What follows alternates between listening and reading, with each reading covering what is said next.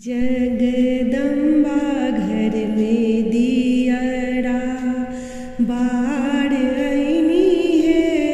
जगदम्बा घर में दियरा बाढ़ आईली है। जग तारन घर में दियरा बाढ़ आईली है। जगदम्बा घर में दियरा बाढ़ आईली है। जग तारन घर में दियरा बाढ़ आईली है।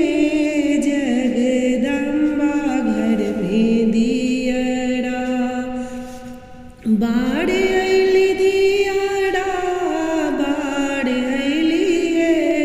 जग तारन घर में दियरा बाढ़ आईली है। जगदम्बा घर में दियरा सोने सुराही गंगा जल पानी। सोने सुराही गंगा जल पानी। मैया के चरण पखार आईली है। मैया के चरण पखार आईली है। जग तारन घर में दियरा बाढ़ आईली है।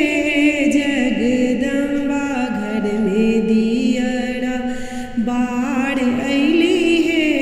जगदम्बा घर में दियरा सोने के थाली व्यंजन परोसल। सोने के थाली छपन रंग में बा।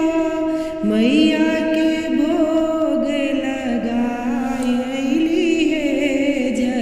जगदम्बा के भोग लगाई आईली है। जग तारन घर में दियरा बाढ़ आईली है। जगदम्बा घर में दियरा बाढ़ आईली है। जग तारन घर में दियरा कंचन थाल का पूरक बाती। कंचन थाल का पूरक बाती। मैया के आरती उतार आईली है। जगदम्बा के आरती उतार आईली है। जगदम्बा घर में दियरा बाढ़ आईली है।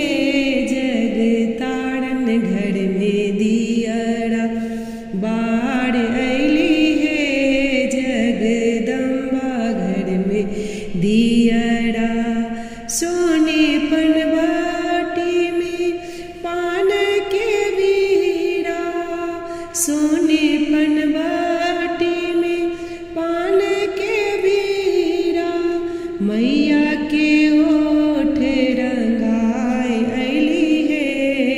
जगदम्बा घर में दियरा बाढ़ आईली है।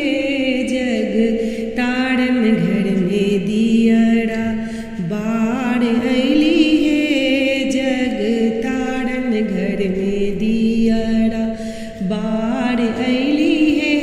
जगदम्बा घर में दियरा बाढ़ आईली है। जग तारन घर में दियरा बाढ़ आईली